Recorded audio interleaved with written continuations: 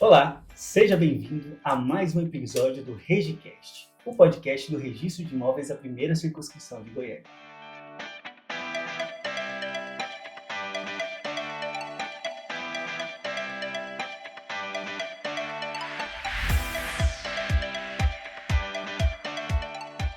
Eu sou o Victor Venturini e hoje temos a companhia da escrevente de treinamento, Michele Almeida. Seja bem-vinda, Michele. Muito obrigado, Victor. É uma honra estar aqui hoje, tratar desse assunto muito importante com o nosso convidado especial. Acredito que vai agregar muito, não só aqui para o Registro de Imóveis, mas também para os nossos ouvintes do nosso RegiCast. Obrigada. No episódio de hoje, temos a honra de receber um convidado muito especial. Vamos conhecer sua trajetória inspiradora, desde sua origem até se tornar um dos principais nomes do direito notarial e registral no Brasil. Ele, que é registrador de imóveis no Recife, ex-tabelião no Maranhão e no Rio de Janeiro, mestre e doutor em Direito, professor renomado, palestrante e autor de diversas obras. Recebam com muito carinho André Vilaverde. Seja bem-vindo, André. Obrigado, muito obrigado pelo convite.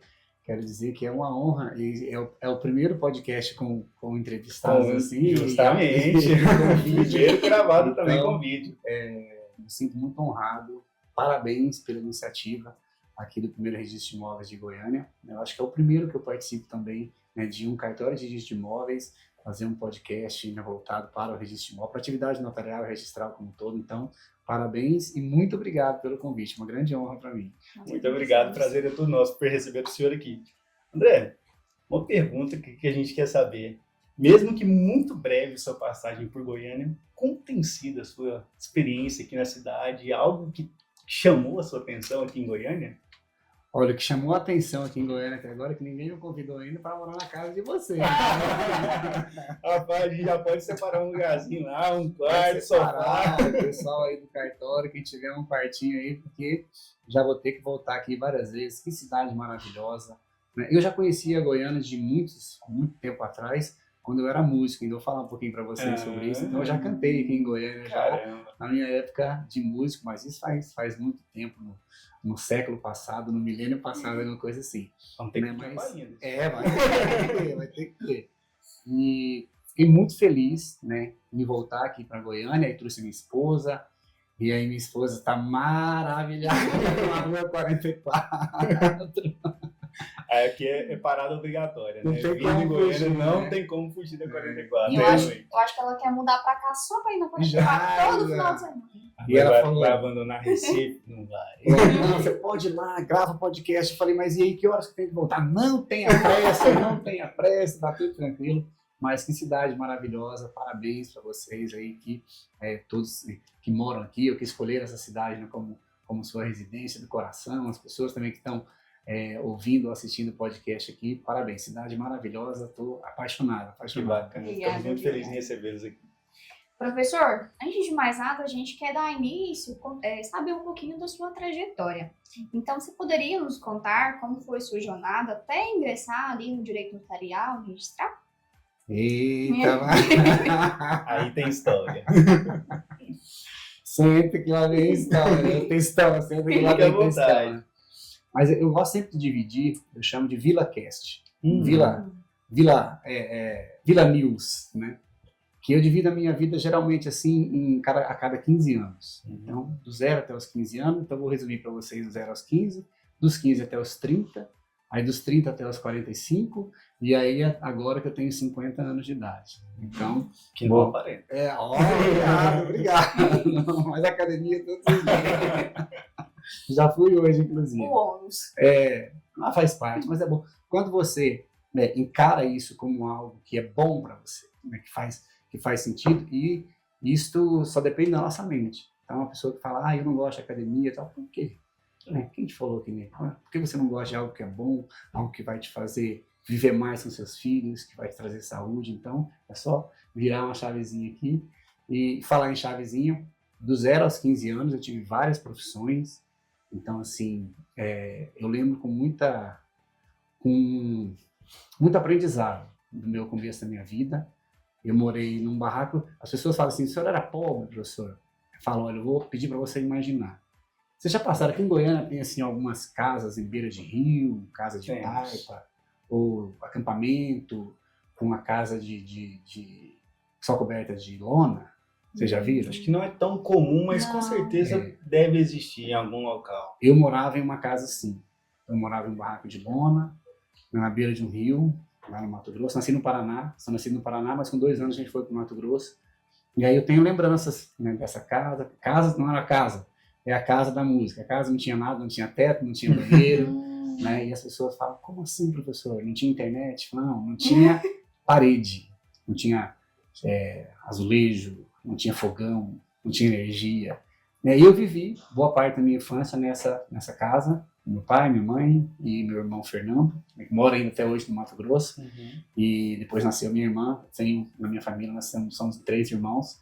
E meu pai que mora no Mato Grosso ainda. Vou fazer uma viagem com ele agora de cruzeiro, chama Dançando a Bordo. Eu e meu pai. Vamos lá, vai ser legal. E até os 15 anos eu tive essa vida de muita dificuldade.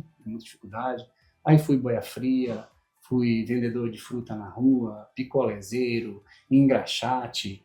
Aí comecei a ganhar uma grana muito legal quando eu fui palhaço. Nossa, palhaço foi o auge, assim. Mas palhaço animador de festa, galera de festa, animar e tal, né?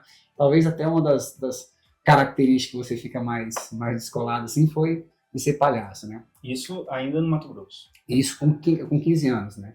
Até os 15 anos. Até os 15 anos eu morei no Mato Grosso. Aí depois minha mãe ficou doente. Minha mãe já é falecida, né? Faleceu quando eu tinha exatamente 15 anos. E aí até a gente foi para morar em Minas Gerais. Então morei em Minas, onde minha mãe faleceu. Eu morei lá na terra do Gustavo Lima, morei lá em Presidente Olegário, que é onde nasceu meu pai.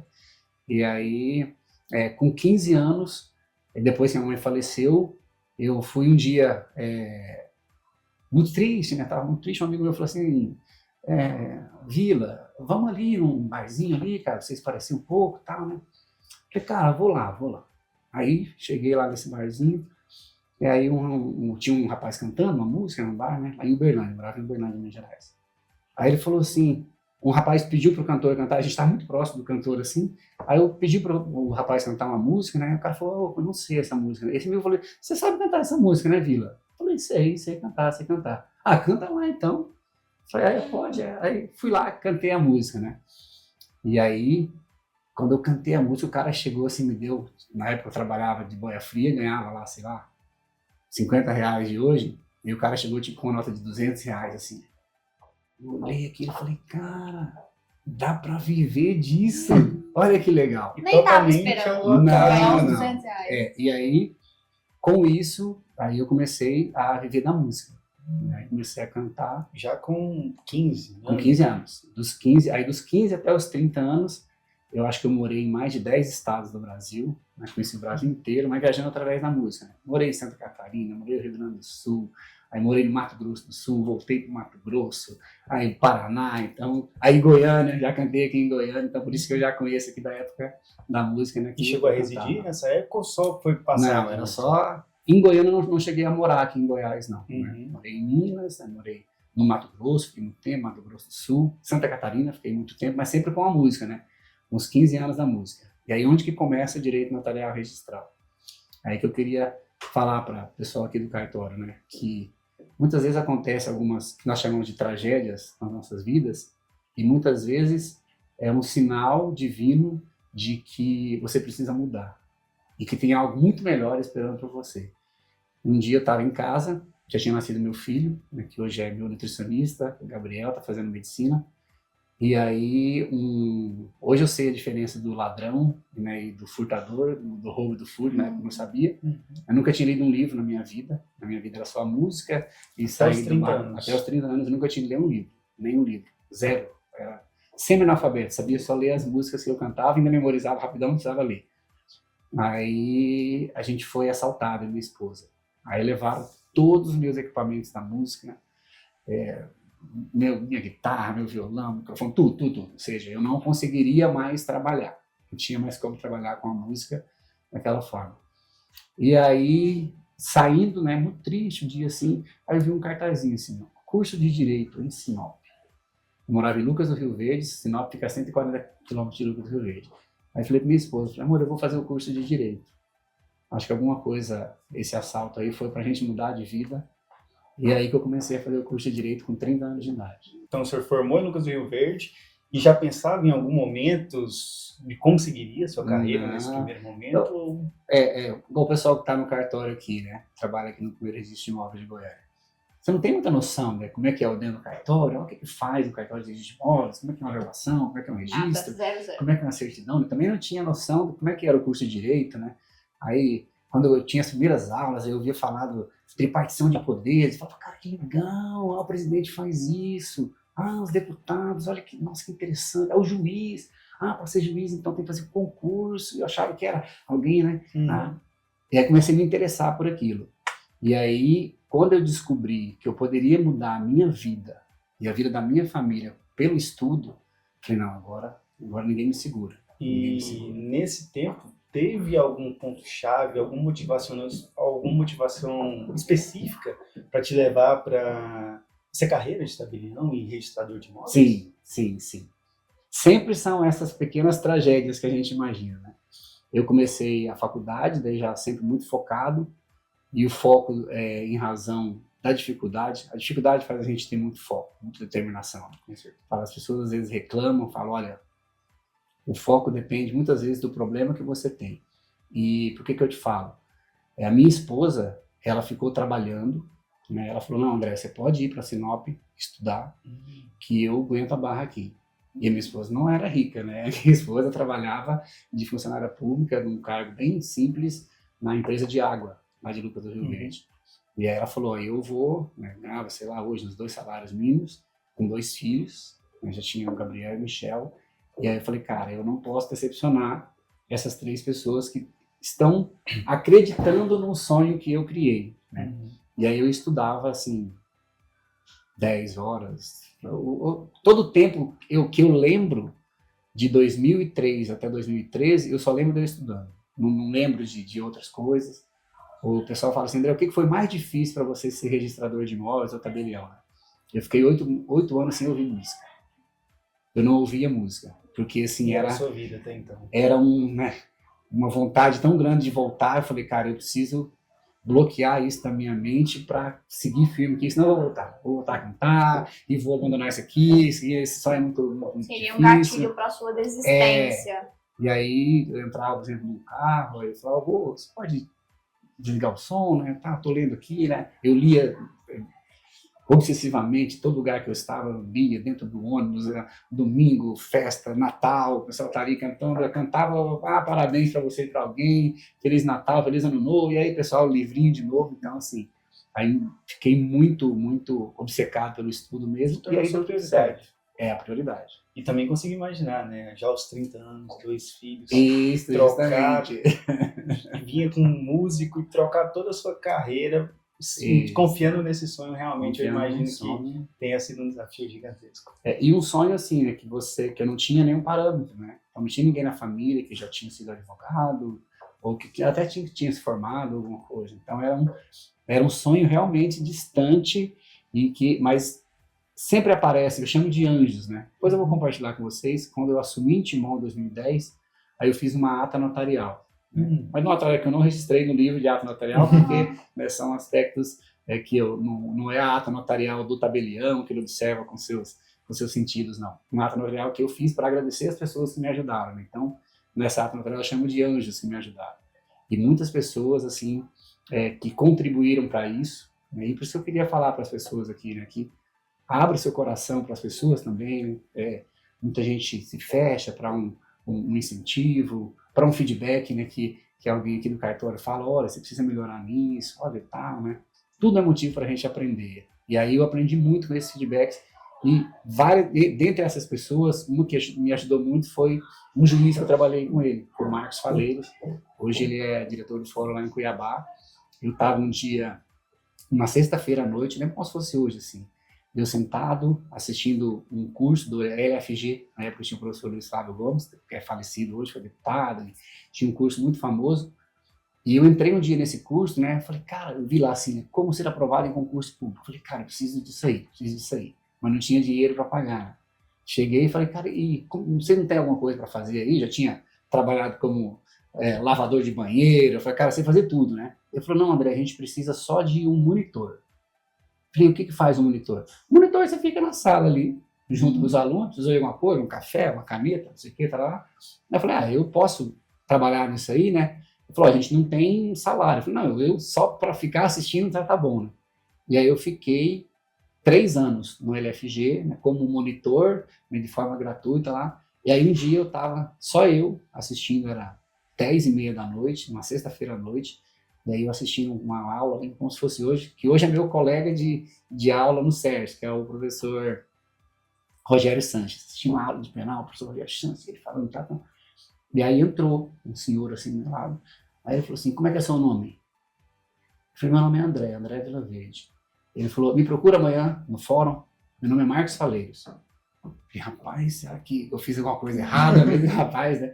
Aí depois eu fui descobrir, era o juiz da 4ª Vara Civil de Sinop, e aí ele me contratou como estagiário, aí já começou, minha vida começou a mudar, eu comecei a ganhar uns R$900 mais ou menos de hoje. Mas em seguida eu já virei assessor dele, né? Fui assessor do Marcos durante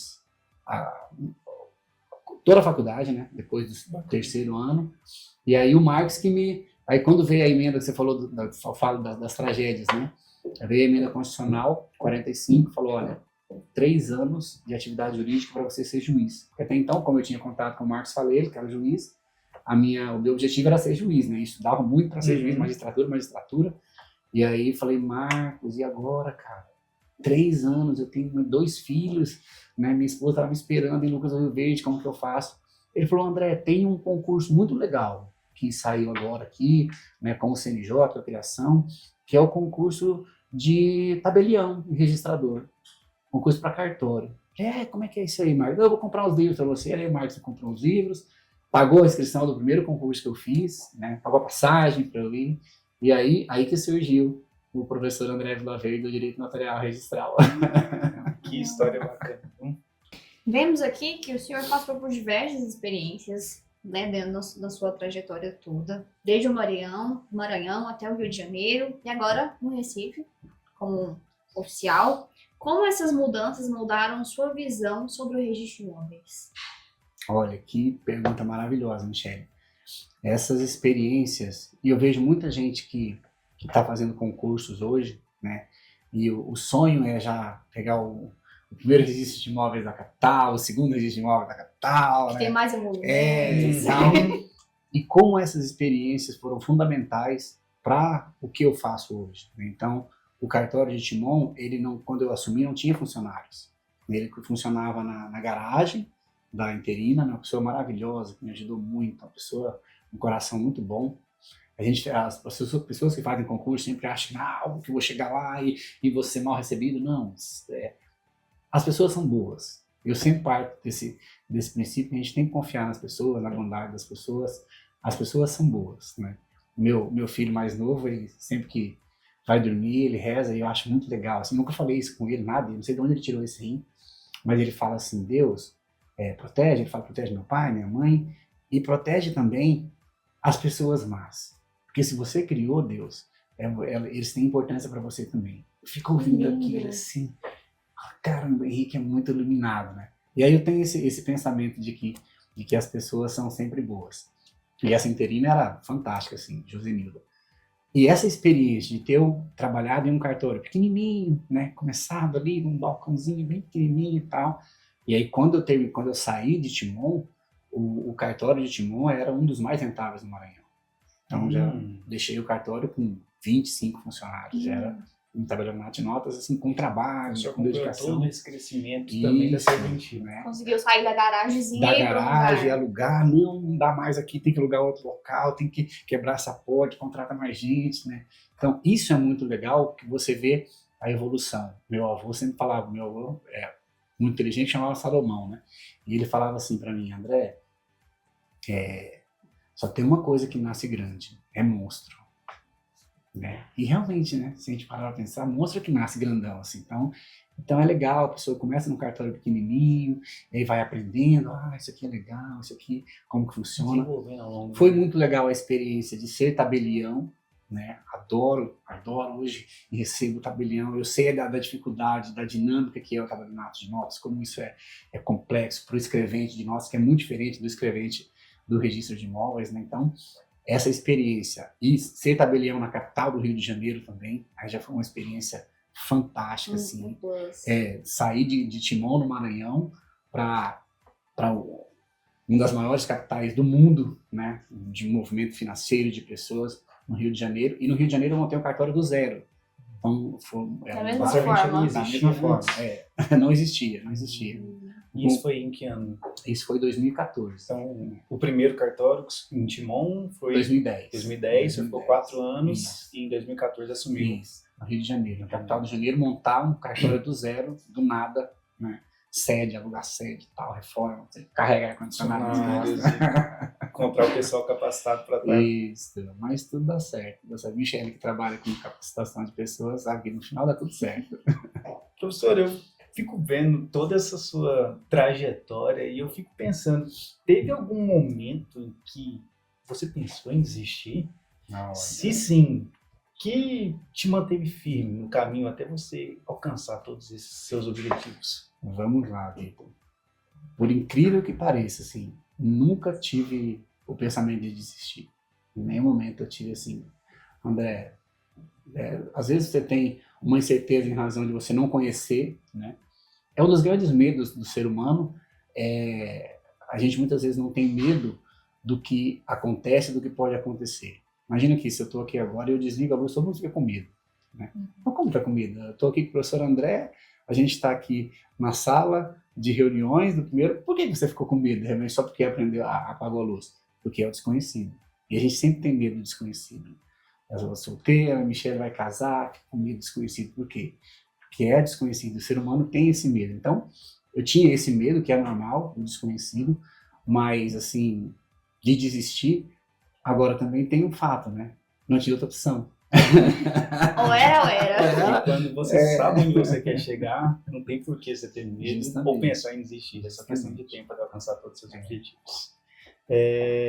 Durante essa sua trajetória como tabelião e agora registrador, teve alguma conquista que te marcou profundamente, que você que teve essa origem tão humilde como você contou pra gente, acredito que foi um crescimento tanto profissional quanto pessoal também, né? Então eu imagino que muitas coisas foram sendo vivenciadas ao longo dessa trajetória. Se recorda de algo que tenha sido muito marcante? Recordo. Sim, na verdade, eu tenho uma filosofia de vida, né? Eu acordo todos os dias assim, muito animado. Eu acordo assim e falo, cara, que maravilhoso, mais um dia, eu estou vivo e eu vou fazer tudo que eu consigo, e eu vou estudar, e eu vou ler, e eu vou fazer o podcast lá no Mercedes de Imóveis, eu vou na 44 fazer compra com minha esposa, e agora eu vou cantar com o Felipe Ferrari, que eu vou na casa deles agora, e chego em casa, vai fazer o quê? Eu vou pro carnaval, e eu vou para fazer o cruzeiro com meu pai. Eu acho que cada dia nosso é especial. Então, assim, André, você lembra de um momento específico? Assim, os momentos mais especiais da minha vida foi o momento que a Michelle vai ver agora, foi o momento do meu casamento, foi um momento especial assim, que eu lembro. Então, e o nascimento dos meus 3 filhos. Eu acho que essa é a grande motivação quando você tem algo a mais do que só para você. E aí você pensa assim, né, Michelle ainda não tem filho, mas quando você olha um filho, você fala, caramba, o ser humano é um dos únicos dos animais que não consegue sobreviver sem a ajuda de alguém. Né? Você vê qualquer dos outros animais, um gatinho, ele já nasce aqui, já está caminhando ali, já vai lá, pega o leitinho dele e tal. Todos os outros animais, qualquer um, ele já consegue, e o ser humano não. Ele é o único que ele precisa obrigar. Por isso que nós precisamos dessa interação. Né? Eu achei muito legal aqui no cartório de vocês, que eu vi o sorriso de todo mundo. Eu falei com a minha esposa, eu falei, que legal, né? Todo mundo assim, um ambiente, né, de satisfação, de estar trabalhando, tal. Às vezes você chega em alguns lugares, alguns cartórios até mesmo, né? Todo mundo vai, poxa vida. E aqui eu senti isso, né? Essa energia gostosa, e com certeza tem a participação de todos vocês aqui nisso, porque mas o ser humano precisa disso, né? Precisa dessa interação. Agora, tem algumas coisas que me dão muita satisfação hoje, ver meus alunos serem aprovados em concurso. Isso me traz uma satisfação, assim, porque as aprovações do concurso também, elas são, assim, um marco, né? Você passa tanto tempo ali, né, estudando, cabecinha baixa, com o livrinho aberto, de repente você levanta a cabeça e você olha, tá lá o seu nome aprovado. Aí você fala, caramba, deu certo. Vale a pena. Isso aqui tudo tá valendo a pena, né? Aí depois o cartório, e aí você contratando as pessoas, que legal, deu tudo certo, né? Poder proporcionar a sua experiência Justamente, também para outras pessoas deve ser algo muito Muito enriquecedor. legal. Então esse foi um ponto-chave também que te marcou, o seu conseguir, tipo, nossa, consegui, sou oficial, sou... Muito. Eu acho que a gente tem que comemorar todas essas conquistas que a gente tem. Uma conquista, a pessoa começou a trabalhar no cartório, poxa, comemora, que legal, né? Estou trabalhando no cartório. A gente esquece, né? A gente esquece muito fácil, né, de como que era antes, né? Então, eu gosto sempre de falar, assim, da minha vida, não escondo nunca isso, porque faz parte da minha vida e é muito bom para você lembrar. Muito bom para você lembrar. Então, por exemplo, agora eu tenho uma mentoria para o ENAC, né? O ENAC, eita, com medo, um monstro do ENAC e tal. E aí eu falo para as pessoas, André, como é que você estudava 10 horas por dia? Eu falava, gente, estudar 10 horas por dia, eu trabalhava na roça 10 horas por dia.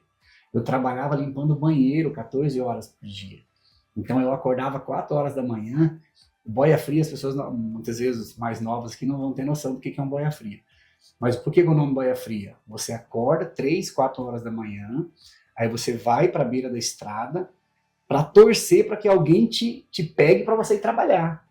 E não é para trabalhar no ar-condicionado, e lendo, e fazendo averbação, e registro, ou emitindo certidão. Não, é trabalhar no sol quente, né, das 7 até as 7 da noite, e você tem uma marmitinha fria, porque você não tem... Hoje eu acho que não está mais assim, né? Deve ter mudado essa parte.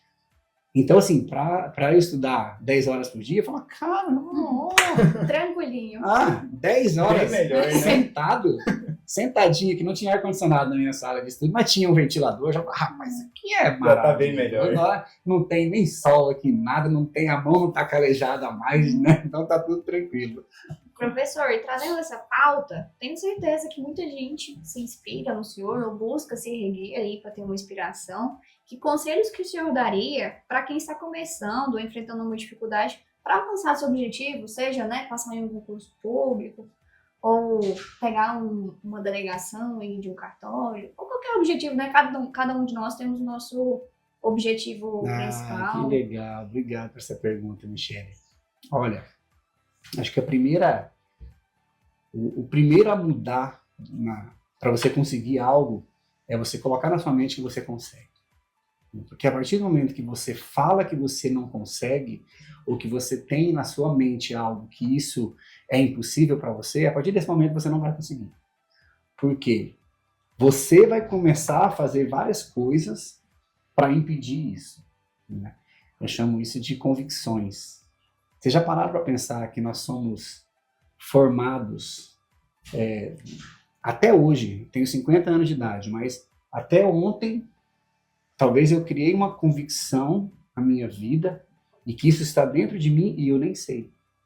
Eu não sei, várias coisas que vocês pensam aqui, mas por que eu penso isso? E se você tivesse nascido na Arábia Saudita? Se você tivesse nascido na Venezuela? Se tivesse nascido na Argentina? Ou tivesse nascido lá na Groenlândia? Será que você ia pensar dessa maneira?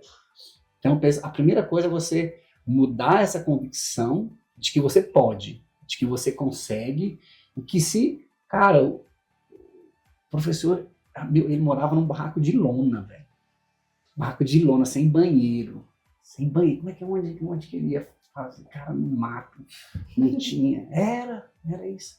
E banho. Cara, banho era no rio, tá? No rio, sabão, não tinha sabonete, como é que era? E para comer, como é que era? Madeirazinha, tá? E comia, e todo mundo feliz e tal, e que legal para ele tocar violão com meu irmão, lembro da lua, que coisa maravilhosa. Mas tem que ter esse pensamento de que você consegue, né? E principalmente quando você tem alguém, quando eu tive minha esposa, né? Fala assim, não, vai que eu te ajudo, eu seguro as pontas aqui. Aí você fala, cara, eu vou conseguir. Então, o conselho que eu daria, em primeiro lugar, é você pensar assim, se ele conseguiu, Cara, o cara era analfabeto, 30 anos. Com 30 anos de idade, ele era analfabeto. Aí a pessoa está trabalhando no cartório aqui, fala, cara, você já terminou a faculdade com 22 anos de idade, com 25 anos de idade, você já é formado em Direito, como é que você não vai conseguir? Eu comecei a faculdade com 30. Não é 35, né? Aí com 36 já era tabelião. Então, e com 35, eu já tinha sido aprovado em vários concursos já. O primeiro concurso que eu passei, eu estava no 7º semestre da faculdade. Primeira prova, para vocês terem ideia, o quanto você consegue evoluir em tão pouco tempo. A primeira prova que eu fiz de concurso de cartório, eu acertei 97 questões de 100. A primeira. Estava no 7º semestre. Isso foi em 2007. Concurso de Minas Gerais. O concurso primeiro que eu fui aprovado do Maranhão, a primeira fase, né? O primeiro concurso que eu fiz foi aqui de Goiás. Foi aqui de Goiás, em 2008. Estava terminando a faculdade. Não, concurso para assumir, né? Porque antes era antes da faculdade ainda. Mas eu fiz o concurso aqui em Goiás, fui aprovado aqui em Goiás, demorou muito tempo, eu já estava lá em Timon, não consegui ser vizinho aqui do Igor. Mas o primeiro concurso foi esse aqui. Professor, como o senhor comentou aqui também, o senhor tem trabalhado também como preparador para concursos para cartórios, né? Então, além de toda a sua trajetória como tabelião e agora registrador, você também se destacou muito nessa preparação para candidatos, né, de concursos para cartórios. Como surgiu essa ideia em sua vida?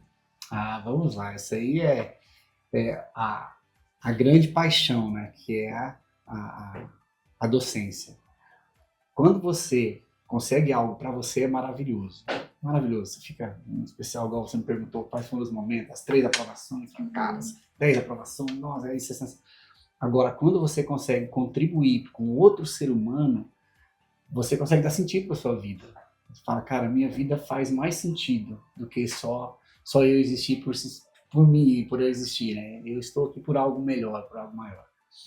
E aí que me apaixonei pela docência e me apaixonei pela preparação para o concurso público. Então, para vocês terem ideia agora, recentemente agora, no concurso de Alagoas, tem centenas de casos de sucesso. Todo dia eu recebo mensagem, professor, muito obrigado. Por quê? Eu montei, eu acho que foi talvez um dos primeiros cursos preparatórios para cartório no Brasil, 2014, não? 2014. E escrevi um livro de segunda fase lá em 2014, quando ninguém sabia como é que faz uma averbação no registro de imóvel, como é que é uma certidão de nascimento, não sei, como é que é um assento no RTD, ninguém sabia. Eu peguei e falei, não, vou ensinar a todo mundo, né, porque eu tive essa dificuldade, eu quero que outras pessoas não tenham essa dificuldade. Mas a emoção que você tem, por exemplo, agora no concurso de Alagoas, né? No concurso de Alagoas eu recebi uma ligação de uma aluna, ela já era minha aluna, ela falou assim, professor, a minha avó, ela não está querendo fazer o concurso de Alagoas, mas ela já é tabeliã lá no cartório pequenininho em Alagoas, e eu vou inscrever ela no seu curso. Que legal, que legal. Quantos anos ela tem? Falou, ela tem mais de 75. Eu falei, que legal, que maravilha, né? Vamos embora ensinar. Essa senhora ficou em primeiro lugar na remoção de Alagoas. E foi escrita pela neta, ela escreveu. Então, assim, aí quando eu mudei para o Rio de Janeiro, né, 2014, principalmente quando eu fui para Recife, já um cartório de porte maior, e eu não conseguiria mais, aí eu me afastei um pouquinho das aulas de curso preparatório, e aí um dia eu, conversando com a minha esposa, eu falei, cara, minhas aulas são todas gravadas ali, tem quase 300 horas de aula, eu não posso segurar isso para mim, né? Eu acho isso injusto com as pessoas, tá?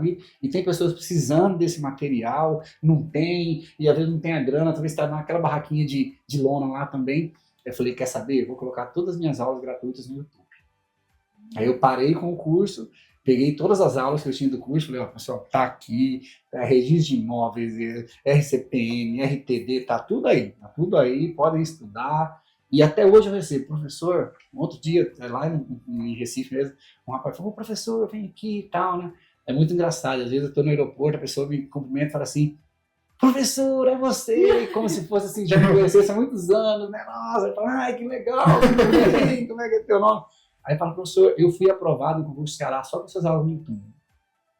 Cara, isso é espetacular. E É maravilhoso. essas aulas ainda estão disponíveis? Estão disponíveis no YouTube ainda. Todas as minhas aulas. Tenho certeza que fazem diferença na vida de muitas pessoas. Hoje teria que dar uma atualizada, né? Teria que atualizar algumas da parte, por exemplo, vou estudar sobre princípios de Digimóveis. Não mudou os princípios de Digimóveis. Estão todos lá, são os mesmos, a parte psicológica de protesto, nessa parte básica mesmo todo mundo precisa ter, as diferenças entre todos os cartórios. Tá tudo lá de forma gratuita no YouTube ainda, não vou tirar, não dá para sempre lá. E esse feedback da senhorinha de 75 anos que passou foi o que mais te marcou, assim, de alunos que chegou no senhor e falou, consegui passar no concurso de cartório com o seu curso? Ou teve outro, assim, que foi, assim, extremo, assim, de grande importância? Assim, cada um com a sua relevância, cada um com a sua história, né? Cada um com a sua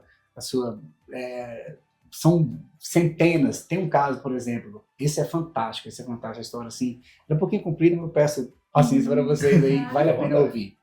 Eu fui dar um curso para os juízes do Maranhão, né? A corregedoria me chamou, a gente precisa de um professor para falar para os juízes que vão entrar aqui agora, como é que é a atividade notarial registral. Vai lá o professor André, rapaz, tem um lá de Timon, manda ele aqui, traz ele aqui. E aí eu fui sempre empolgado, igual eu falei para vocês, eu acordo amanhã cedo, e aí vamos lá, o que tem que fazer, E aí eu comecei a lecionar, e eu sou apaixonado, e eu falo como se fosse assim, a paixão do direito notarial registrar, uma averbação, não, para mim é tudo muito legal. E aí um rapaz que estava lá, um juiz, falou assim, professor, eu achei tão legal a sua aula, e o meu irmão, ele está estudando para magistratura, mas eu vou falar para ele falar contigo, para ele fazer o concurso de cartórios também. Né? Tá aqui, tá não sei o quê. E depois que eu fui saber a história desses meninos. Meninos, assim, chamam de meninos hoje, mas um é juiz e outro é tabelião. O Nairo, eu não sei qual que é o mais novo, qual que é o mais velho. O Gilcifran é o mais velho, dos dois irmãos. São dois irmãos, também moravam numa casa de taipa, lá no Ceará, uma história muito, muito bonita, assim, de superação. E aí, o Gilcifran passa em primeiro num concurso de analista. E aí ele fala para Nairo é o irmão dele, mais novo, fala, Nairo, agora você não vai mais trabalhar. E eu vou aguentar as barras aqui para você estudar para a magistratura. E aí Nairo, Bruno Nairo, estudou, se tornou juiz. Aí quando ele se tornou juiz, ele falou, Gilcifran, agora é minha vez. Agora você vai pedir exoneração, aí é o seu concurso, e você vai estudar para o concurso que você quiser. E eu vou bancar. Não é bancar o estudo, vou bancar a sua casa, que ele já tinha um filho. Então, vou bancar a sua casa, o que você tiver, você não vai... A sua preocupação agora é estudar. E aí, olha a coincidência. Fui conversar com o Gilcifran, e se empolgou. Gilcifran assumiu o cartório que eu era tabelião. Que coisa legal. E hoje ele é tabelião lá no 3º ofício de Timon, no Maranhão, que era o cartório que eu era. E a primeira coisa que eu falei para ele, Gilcifran, ele falou, professor, mas é tão difícil. Eu falei, Gilcifran, você vai assumir o 3º ofício de Timon e coloca isso na sua mente. Ele falou, coloquei, professor, coloquei na minha mente então. Você falou que era só colocar na mente, falei, coloque. E lógico, ele estudava também 10 horas por dia, né? Mas então, são várias histórias, né? Várias histórias, cada uma se complementa, cada uma com a sua... Tem algumas que eu nem conheço. A música eu nem conheço, essas que eu encontro a pessoa no aeroporto, fala, professor, eu fui aprovado, não sei o quê, foi muito... Tem uma história muito legal, essa sim, é mais recente. Um dia eu vi uma postagem no Instagram de uma menina fazendo uma rifa para ir para a audiência de escolha no Amazonas, né? E aí eu olhei a rifa e vi o nome dela e vi o número de telefone. Aí eu comprei a rifa e falei, vou ligar para ela. Eu não liguei. Oi, tudo bem? Não pedi autorização para falar o nome dela, então não vou falar. Claro. Mas depois ela autoriza, vocês colocam. E aí ela achou que era um trote, né? Ela falou assim, como assim? Professor André Vilaverde me ligando? Eu falei, sim, sou eu, professor André Vilaverde. Eu vi o seu nome aqui no Instagram e que você está fazendo uma rifa e tal. Você está precisando de mais alguma coisa? Que eu já comprei a rifa aqui, vários números, mas ela falou, professor, você não tem noção do quanto isso foi importante para mim. A minha mãe faleceu semana passada. E eu não ia para a audiência de escolha no Amazonas. Eu não iria. Mas eu só fui, que foi a última palavra da minha mãe. Minha mãe falou o seguinte, filha, vai para o Amazonas que você vai ser feliz. E essas foram as últimas palavras dela e ela faleceu. Em meus braços. Falei, cara, que história. Essa menina hoje, ela faz um trabalho no Amazonas assim que é reconhecido mundialmente.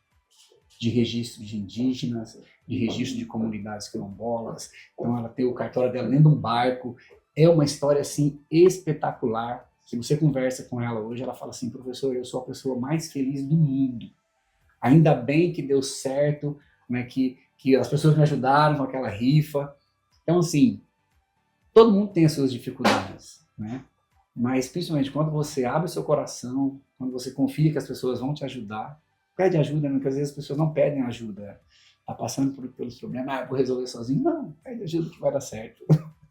Que bacana. Muito obrigado por compartilhar conosco esses relatos, né? Motiva, né? Motiva muito a gente conseguir ver e também conseguir identificar, né, o papel dessas serventias extrajudiciais para a sociedade, né? Como disse o caso na Amazonas, né? Que às vezes a gente trabalha aqui dentro e acaba não tendo essa noção, né, da importância do nosso trabalho no dia a dia. Muito obrigado, professor. Aproveitando também, né, todo o seu conhecimento jurídico, com a recente criação agora do Exame Nacional dos Cartórios, né, o ENAC, gostaríamos de ouvir também a sua opinião sobre algumas mudanças recentes no direito notarial e registral. Recentemente, nós tivemos a publicação da Resolução 571 de 2024, né, pelo Conselho Nacional de Justiça, o CNJ, que trouxe mudanças significativas para os atos notariais e registrais, ampliando a desjudicialização e reforçando a atuação extrajudicial. Um dos pontos mais debatidos foi a possibilidade de realização de inventários, partilhas, separações e divórcios extrajudiciais, mesmo com a presença de menores ou incapazes. O senhor poderia comentar como o senhor vê essa mudança? Olha, eu vejo todas essas mudanças, né, desde da primeira dessas mudanças aí, que é a atribuição para o registrador de imóveis fazer a retificação extrajudicial, né, ou seja, pela primeira vez, a sociedade confia no extrajudicial e fala assim, vamos ver se dá certo, né? Porque a gente tem que fazer retificação, será que esse cara não vai invadir a área aqui, mas vamos deixar só para o oficial de registro de imóveis se ele consegue resolver isso aí, e foi um sucesso, né?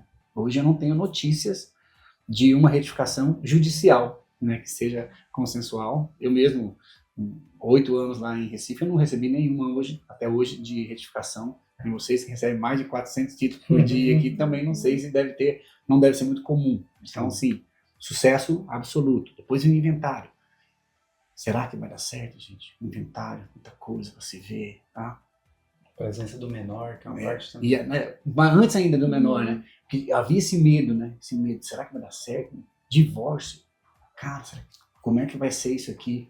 Espetacular, né? Hoje a gente também não tem notícias mais de um divórcio consensual no judiciário, sempre extrajudicial, porque, né, a atividade notarial e registral conseguiu demonstrar na prática, que uma coisa é você demonstrar de forma abstrata no livro, a demonstrar na prática que nós conseguimos resolver diversos problemas da nossa sociedade. E isso é maravilhoso.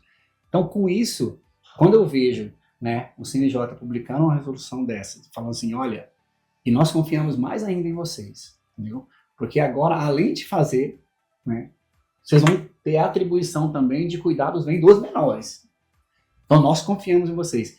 Isso eu acho assim, eu sempre lembro da frase lá do filme do Homem-Aranha, não sei se vocês lembram do tio do Homem-Aranha. Grandes poderes. Peter, grandes poderes, grandes responsabilidades. Mas eu vejo que nós temos recebido essa atribuição do tio do Homem-Aranha com tanta leveza e com tanta seriedade, né, que eu vejo que a sociedade cada vez mais vai trazer mais aspectos para a gente resolver. Então, o inventário com menores, não vejo nenhum problema. Além de desafogar o judiciário também. Justamente. Que a minha tese, a minha dissertação de mestrado e a minha tese de doutorado foi na área que eu chamo de extrajudicialização, né? As pessoas chamam de desjudicialização, desde a época do meu mestrado, eu chamo de extra porque justamente a sociedade poderia ter dado para qualquer pessoa, né? Poderia ser o delegado de polícia, poderia ser um assistente social, poderia ser qualquer pessoa para resolver esses problemas. Falar, vamos utilizar os notários e os registradores? Vamos. Vamos deixar sempre com o advogado junto, porque a gente tem um imparcial que está junto com as partes, você tem o tabelião e você tem o registrador de imóveis. Essas 3 pessoas com certeza vão conseguir dar a segurança jurídica que a gente precisa.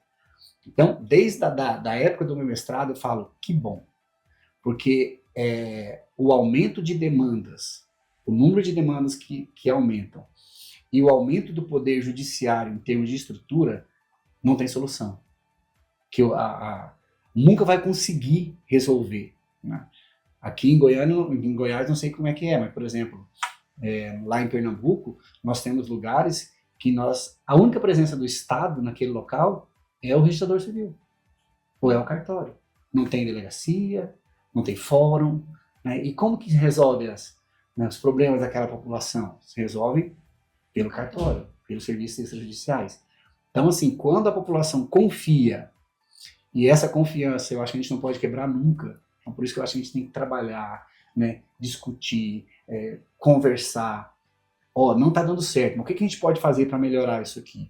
Olha, tem isso aqui, eu acho que não está muito encaixado, não. A gente precisa de uma resolução, precisa que a corregedoria intervenha, a gente precisa fazer enunciados de direito notarial registral, mas quando a gente mostra para a população que dá certo, isso é espetacular, fantástico. Eu acredito que tem isso porque nós trabalhamos com muita seriedade, né, Isso. professor? Então, nós observamos muito a segurança jurídica, a legalidade, que é o principal. Então, a gente confere ao cidadão, à sociedade, que nós conseguimos resolver ali alguma demanda dele sem lesar qualquer parte. Justamente. E outro tema relevante também da resolução do CNJ é a autorização para a venda de bens do espólio por escritura pública sem a necessidade do alvará judicial. E como essa inovação pode impactar a prática notarial e registral? O que o senhor visualiza? Olha, da mesma coisa que eu falei do inventário com menores, né, eu acho que o inventário, por exemplo, com testamento, os atos com testamento, eu penso que desde o início já deveria ter, né, porque quem mais entende de testamento do que um tabelião que faz o testamento? Quem mais entende de testamento do que um oficial de registro que está lidando todo dia com esse aspecto? Mas agora a gente já resolveu esse problema.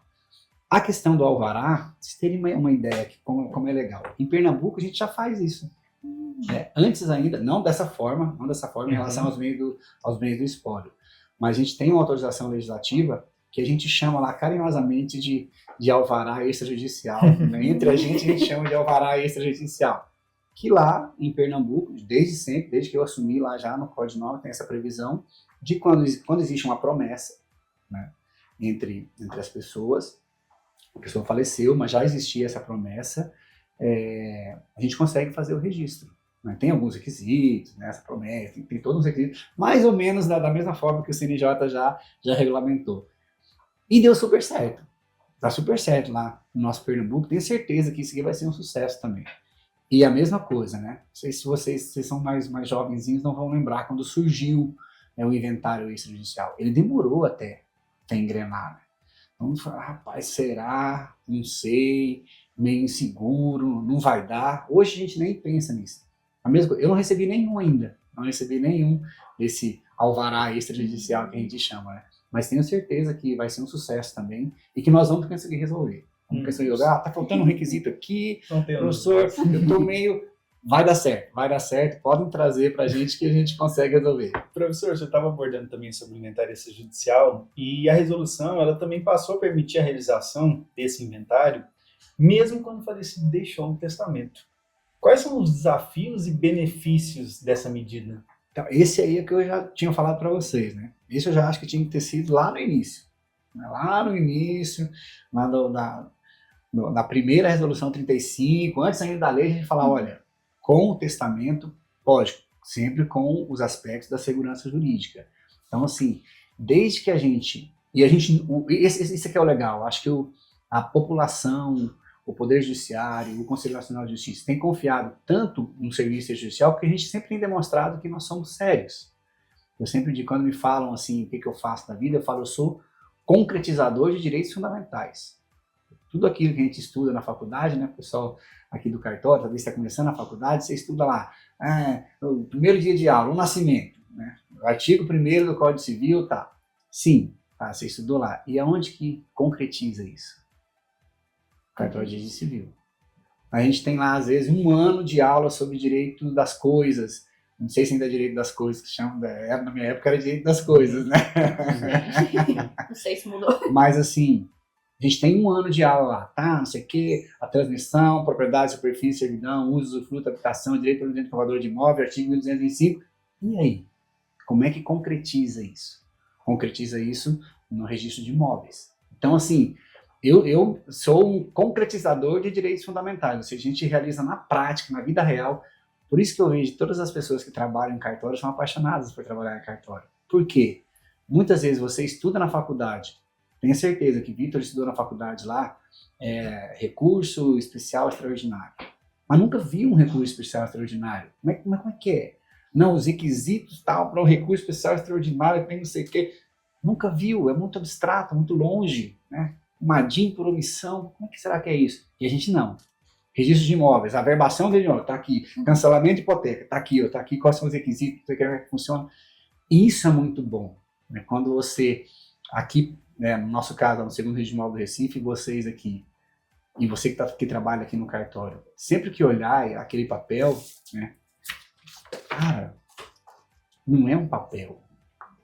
Isso aqui é o sonho de uma pessoa, de uma família. A pessoa trabalha a vida inteira, uma geração inteira. Imagina o meu caso. No meu caso, que morava lá naquele barraco de lona, e aí, de repente, e foi trabalhando, e engraxate, e de repente eu consigo fazer um financiamento da casa, minha vida, e vou entregar para Michele. Michele, olha, Michele, esse aqui não é um papel isso aqui é o meu sonho da minha vida. O meu sonho, sabe o que era no cartório? Tinha que ter um pódio, assim, ó, pra gente entregar o título à pessoa e abraçar ela, assim, falar assim, olha, parabéns, você realizou, olha, eu estou emocionado que você realizou o sonho da sua vida. E é isso que a gente faz, a gente realiza o sonho. Então, assim, quando a gente está trabalhando, meus funcionários mesmo conseguem ter isso, eu vi que vocês têm isso aqui também, de olhar isso aqui e falar, cara, eu não estou fazendo uma análise, não é uma análise do título. Ver além do papel. Né? Análise do título. Deixa eu ver aqui. Alienação fiduciária. Ei, cara, isso aqui. Não, caramba, o cara tá resolvendo a vida dele. Não só dele, do filho dele, do que tá pegando um financiamento, do empresário que tá construindo um prédio com incorporação imobiliária. Cara, quando chega uma incorporação imobiliária no cartório, os meus funcionários quase choram, mas não é de medo. Fala assim, ó, professor, isso aqui vai gerar uns 10 mil empregos aqui na cidade. E depende de mim. A cada dia que eu ficar com isso aqui, a mais um incorporador que está perdendo dinheiro, é mais um emprego que não está gerando. Então, assim, quando a gente tem isso, que nós somos concretizadores de direitos fundamentais, e que isso não é só um papel, né, que isso aqui é a realização do sonho da vida das pessoas, em todos os cartórios, em todos os atos que a gente faz, é maravilhoso. Nós gostaríamos de agradecer imensamente pela sua presença, né, e por compartilhar a sua trajetória tão inspiradora conosco, né? Além de tantos conhecimentos valiosos. E antes da gente encerrar, gostaria de deixar um espaço para o senhor, para a sua mensagem final, alguma reflexão, algum conselho para os nossos ouvintes? Vamos lá, isso eu acho muito legal. Tem um conselho que eu aprendi, é um livro de um filósofo, né, romano, na verdade o grande imperador romano, Marco Aurélio, e é assim uma história fantástica. O cara, se ele fosse vivo hoje, ele seria o imperador de 1/4 do mundo, né? Mais metade do mundo ele seria imperador, porque ele era imperador de Roma. E aí ele tem um livro que ele fez as reflexões dele lá nas guerras, tal. E sempre que eu penso em algo, em deixar algo para alguém, eu dou esse livro, falo, cara, pega esse livro aqui, leia aqui do Marco Aurélio. Qualquer livro do Marco Aurélio é bem legal, né? E são livros de filosofia do estoicismo. E eu tenho essa filosofia histórica comigo, o que é? E sempre falo isso para meus alunos, falo para meus filhos, falo para vocês, falo para meus funcionários. E eu começo a falar para meus funcionários assim, tá, pessoal? Tem algumas coisas que elas estão sob nosso controle, né? E são pouquíssimas coisas. A maioria das coisas que acontecem, elas não estão sob nosso controle. Não estão. E o que está sob nosso controle? que está sob o controle de quem trabalha no cartório? O que está sob o controle da Michelle em relação ao casamento dela? O que está sob o controle do Vitor em relação ao trabalho que ele faz aqui no cartório? O que está sob o nosso controle são as nossas reações e os nossos pensamentos. Só isso. O restante, então, se você dá uma orientação para a pessoa, Michelle, ali no seu treinamento e tal, a única coisa que está... O que vai acontecer com esse treinamento não está sob seu controle. Se a pessoa vai aprender, se ela vai mexer, Michelle, xarope, não sei o quê, tá. Não, isso não está sob seu controle. O que a pessoa vai aprender, o que ela vai fazer com esse ensinamento. Agora, o que está sob o controle da Michelle? A única coisa que está sob seu controle, Michelle, as suas reações sobre aquilo que acontece na sua vida. Então, quando a gente tem isso em mente, que nós controlamos muito pouco e que o mundo externo, ele não está sob o nosso controle. Não está, as reações das pessoas. E nós temos uma tendência de geralmente querer modificar a pessoa. Fala, cara, você não consegue controlar nem você, meu irmão. E aí, você quer controlar outra pessoa e isso não está sob o seu controle. A pessoa não sei o que, eu falei isso para ela e ela não gosta de mim mais, e não sei o que, e está acontecendo assim. Quando a gente tem isso muito claro, de que nós só controlamos as nossas reações e os nossos pensamentos, por isso que eu falei para vocês, quer mudar algo aqui no cartório, muda primeiro o seu pensamento. Porque se você sai de casa para trabalhar e pensa assim, poxa, mais um dia, cara, que chato. Averbação, registro, certidão. Inventaram, poxa, música pior. Cara, agora quando você pensa assim, cara, eu vou fazer um música peão hoje, olha que legal, quanto que eu vou aprender com essa música peão? Cara, eu vou perguntar pra Michelle, Michelle, como é que faz isso aqui, não sei o que, mas se tem isso aqui, tem uma impugnação, dá pra fazer assim. Quando você tem isso, quando você muda, e não é a mesma coisa, é o uso capião. A educação compulsória, não quero, passa para outro. Não, cara, uma educação compulsória, eu nunca tinha visto. Cara, o quanto que eu vou aprender com isso aqui? Cara, eu vou me tornar um especialista de adjudicação compulsória aqui no cartório. Eu vou falar para Igor, você pode me nomear aqui, que eu agora sou especialista, eu entendo tudo, eu li todos os livros de adjudicação. E é só o mundo externo não vai mudar. Você vai receber uma uso capião para analisar. A Michelle vai receber as pessoas para treinar. Michelle, meu Deus, mais um dia. Treinar pessoas. Não vai treinar. Não, cara, que legal. Se eu conseguir transformar uma dessas pessoas aqui, eu tenho 10 pessoas, se ele se tornar um escrevente, depois vai ser substituto, igual a Regiane, e cara, que isso é... Mas você precisa primeiro ter isso em mente. Então, eu deixo esse recado para as pessoas, que o mundo externo você não controla quase nada. Mas como você reage a ele, não é o que acontece. É como você reage ao que acontece, como você pensa em relação àquilo que acontece, é que vai mudar a sua vida. Vai mudar o seu casamento, vai mudar o seu aspecto físico, né? Eu sempre coloco que a gente tem que cuidar da nossa vida de 10 pilares. E tudo começa com a sua mente. Então, como é que você muda o seu aspecto físico? Quando você muda, que você entende que é necessário você ir para a academia, que é necessário você fazer a ginástica laboral, que eu vi que vocês fazem aqui, né? E ter isso de forma boa na sua mente, né? Cara, o mundo não vai mudar, mas é como você reage, como você pensa em relação a isso, você cuidar da sua saúde mental, você cuidar da sua saúde espiritual, você cuidar dos seus relacionamentos com a sua mãe, com o seu filho, com os seus pais, você cuidar das suas finanças. Todo mundo precisa ter esse cuidado especial com as finanças. Muitas vezes não é o que você ganha que é o problema. Muitas vezes o problema é em relação àquilo que você gasta. Eu tenho colegas que são oficiais, que são tabeliães, que têm dificuldade financeira, né? Como assim, professor? Sim, porque gasta muito mais do que ganha. E isso aí, desde a pessoa que é estagiária, que ganha ali 700, 800, 900 reais, e ele gasta mais do que ganha, você vai ter problema financeiro. Então, quando as pessoas têm isso, que elas precisam cuidar de todos esses pilares, cuidar do seu pilar do lazer, cuidar do seu trabalho, né, ter que isso aqui é algo importante para você, quando você começa a cuidar de todos esses aspectos, é sensacional. Bacana, professor. Muitas reflexões E para quem quiser mais acompanhar mais do seu trabalho, te conhecer, aonde que encontra, suas redes sociais? Vamos lá, ó. Me sigam aí no Instagram, tá? André Vilaverde Oficial. Eu sempre publico, sou o oficial blogueiro do Brasil. Podem me seguir lá nas redes sociais. Tem meu canal do YouTube também, professor André Vilaverde. E aí eu sempre coloco minhas aulas lá. É bem legal se você faz concurso de cartório também. Eu tenho um grupo de WhatsApp só com as pessoas que têm interesse na atividade notarial registral, né? Mas sempre nas redes sociais eu sou o blogueirinho. Então, no show eu fico publicando, eu publico. E eu acho que isso é importante também. Por isso que eu achei legal essa iniciativa de vocês de ter o cartório, de ter o registro Regicast, né? Porque eu vejo muitos colegas que fogem das redes sociais. Só que nós já estamos nas redes sociais.